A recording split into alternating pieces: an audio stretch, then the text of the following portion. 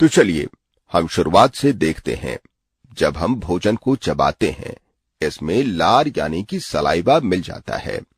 मुंह के saliva glands लार स्रावित करते हैं। सलाइवा में एंजाइम होते हैं जो कि स्टार्च का विखंडन करते हैं। स्टार्च एक तरह के कार्बोहाइड्रेट होता है। भोजन मुंह से लंबी नली नुमा ग्रसिका से होकर आमाशय में पहुंचता है। आमाशय का भीतरी दीवार भी पाचक रस स्रावित करती है, जो प्रोटीन और फैट्स के पाचन में मदद करते हैं। लेकिन भोजन का आमाशय में पूरी तरह पाचन नहीं होता है। आमाशय से आधा पचा भोजन स्मॉल इंटेस्टाइन में चला जाता है। फिर स्मॉल इंटेस्टाइन में मौजूद पाचक रस भोजन का विखंडन करने लगते हैं। लिवर एक रसायन स्रावित करता है जिसे पित्त रस यानी कि बाइल जूस कहते हैं, जो फैट के पाचन में मदद करता है। लिवर एक भूरे रंग की ग्रंथि है जो पेट यानी कि एब्डोमेन के दाईं ओर होता है। इसके द्वारा स्रावित होने वाला बाइल जूस एक थैले जैसा अंग में संग्रहित रहता है, जिसे गॉल ब्लैडर यानी कि पित्ताशय कहते हैं। इसके बाद ये जूस स्मॉल इंटेस्टाइन में चला जाता है। यहां पर एक और ग्रंथि होती है जो पाचक रस स्रावित करके पाचन में मदद करती है।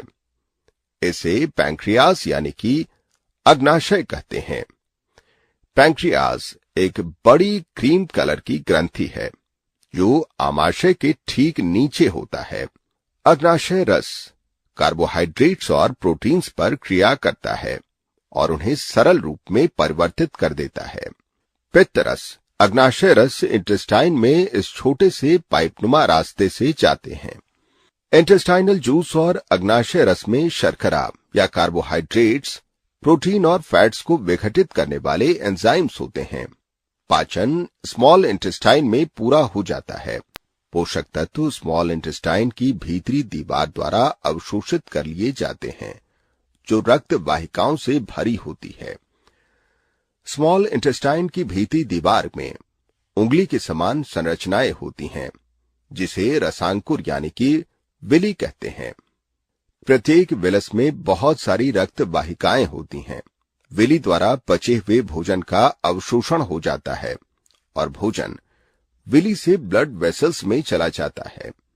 पचे हुए भोजन के अवशोषण के बाद भोजन का वह भाग जिसका पाचन नहीं हो पाता है, वह बृहदांत्र यानी कि लार्ज इंटेस्टाइन में चला जाता है।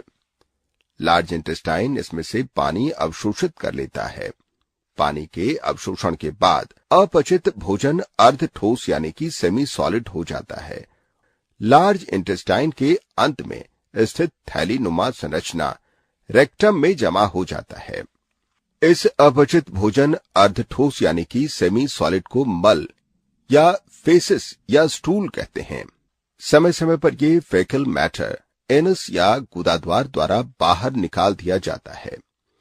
पाचन नली में मुख, ग्रसिका यानी कि एसोफेगस, आमाशय यानी कि स्टमक, क्षुद्रांत यानी कि स्मॉल इंटेस्टाइन, बृहदांत्र यानी कि लार्ज इंटेस्टाइन और इसके साथ ही मलाशय और गुदा भी होते हैं।